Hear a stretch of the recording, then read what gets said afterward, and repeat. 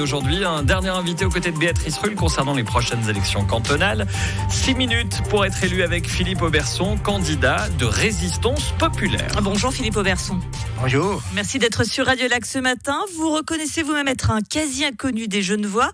Vous n'êtes pas membre d'un parti et vous n'avez exercé aucun mandat politique. Vous êtes dit, tel Archimède, Eureka, je vais être candidat au Conseil d'État. Tout à fait. Je vois qu'il y a énormément de divisions gauche et droite, donc, et puis il y a énormément de dysfonctionnement dans nos institutions. Donc, hop, je profite de prendre la balle au vol. Vous voulez donc être un rassembleur ? Tout à fait. Un rassembleur qui n'avait pas du tout apprécié les mesures prises pendant la crise sanitaire pourtant. Vous avez participé notamment à des manifestations. Est-ce que vous vous qualifieriez de corona-sceptique, Philippe Auberson ? J'aime pas trop utiliser ce terme, mais le temps nous donne raison. Il suffit maintenant d'aller consulter énormément d'enquêtes qui prouvent qu'en fait, toutes les PME, les magasins de chaussures et autres ont été prétérités contre des mesures complètement disproportionnées. Des mesures qui étaient dans un contexte bien particulier quand même, vous en conviendrez. Oui, non, mais porter un masque dans la rue, c'est aberrant. Voilà. Alors, la mobilité, c'est un sujet ô combien central à Genève, on le sait, on en parle. La mobilité. Et vous êtes pour la traversée de la rade. Traversée de la rade, le peuple l'a rejetée en votation en 2014 pourtant.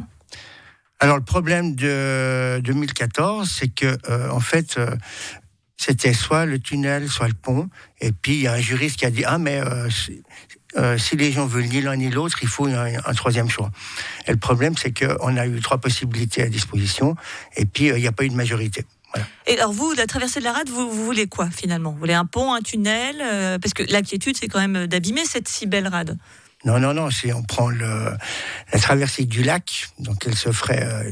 donc c'est autre chose, traversée du lac, hein. Ouais. Donc la grande traversée. La grande traversée, elle ne peut pas abîmer les rives, puisque on va franchir les rives en sous-sol pour arriver donc sur... Ce sera un tunnel pour vous. Voilà. C'est d'abord des tunnels, et puis un pont au milieu. Alors, autre pan très important de votre programme, c'est l'éducation. Vous souhaitez des cours d'éducation psychosociale pour que les enfants puissent, je cite vos termes, se méfier des autres pour ne pas être manipulés. Vous évoquez notamment les études de genre. Qu'est-ce que vous voulez dire par là ? Que nos enfants sont manipulés ? Ah oui, on essaye de faire qu'ils puissent changer de genre déjà le plus jeune âge, donc c'est très dangereux. C'est des enfants qui sont c'est très contrôlé quand même, hein. C'est très contrôlé. Non. Aux États-Unis, par exemple, aux États-Unis, non, mais en Suisse. Oui, non, mais le problème, c'est que tout ce qui est mauvais de l'extérieur, après, vient sur Genève. Pouvoir choisir son genre si on ne se sent pas bien dans sa peau, c'est mauvais, selon vous ? Il faut d'abord plutôt travailler sur son psychique pour voir si c'est vraiment un choix. Parce qu'il y a des enfants qui ont changé de genre et ils se sont aperçus plus tard qu'ils avaient faux. Il y a quand même aussi, et très souvent beaucoup, un très très gros malaise et une difficulté à vivre, hein, ce qui explique quand même ce choix, c'est qu'il n'est pas pris à la légère. On va quand même le préciser. C'est des gens qu'il faut accompagner, pour être sûr. Ça, ils le sont de toute façon accompagnés. Vous évoquez également la possibilité de diminuer, voire supprimer des cours d'histoire pour permettre des cours sur la nutrition, car l'histoire n'est pas vraiment utile pour trouver un travail. Là aussi, je vous cite, apprendre des erreurs du passé, c'est aussi ne pas les éviter à l'avenir, vous ne pensez pas ? Déjà, j'ai jamais dit que je voulais supprimer l'histoire et la géographie. On m'a posé la question, mais où est-ce que vous allez placer ces heures de nutrition ? Qu'est-ce que vous voulez faire ? Dites-nous tout. Donc, l'historienne qui est en moi vous pose la question. Moi, je ne connais pas le programme complet de la première à la 9e jusqu'au cycle d'orientation. Donc, je pense qu'on peut très facilement prendre quelques heures par-ci, par-là. C'est pas forcément histoire-géographie, ça peut être un peu du français. Et puis, ou même intégrer ça, justement, dans des... Il y a un peu plus d'éducation civique, alors, du coup ? Pardon ? Oui. Plus des cours d'éducation civique, c'est ce que vous voulez dire ? Non, il est très important de conserver, voire même d'augmenter l'éducation des cours civiques, parce que les gens ne savent pas écouter les politiciens il y en a, c'est baratine, hein, ils racontent ce qu'ils ont appris par cœur, et puis voilà, quoi. Dans votre viseur également, les frontaliers. Alors, quota de frontaliers, taxes pour les entreprises pour tout nouveau contrat de frontalier, que les frontaliers gagnent moins que les Genevois pour le même poste. Est-ce que ce n'est pas ce qu'on appelle la xénophobie, Philippe Auberson, tout ça ? Absolument pas. La xénophobie, c'est quelqu'un qui n'aime Hostilité pas de les principe étrangers. envers les étrangers. Ah oui, ben, la Excusez-moi, je suis pas xénophobie, sûre que c'est les quelqu'un frontaliers qui qui n'aime nous pas. écoutent se disent que vous les aimez beaucoup. Alors, ça voudrait dire que je suis contre des Suisses qui habitent en France et puis qui viennent travailler en Suisse. Non, c'est complètement aberrant.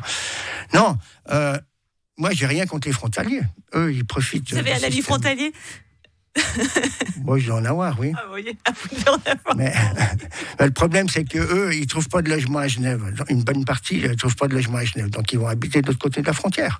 Donc, en fait, ils tombent dans le camp des autres frontaliers. Et à votre ami frontalier, vous allez lui dire qu'il va gagner moins que quelqu'un qui vient. Alors, ça, c'est pas un problème, parce que les Monts Bleus avaient dit « Ah, mais est-ce que c'est pas anticonstitutionnel ?» Et puis, il m'a parlé de la libre circulation sur les personnes.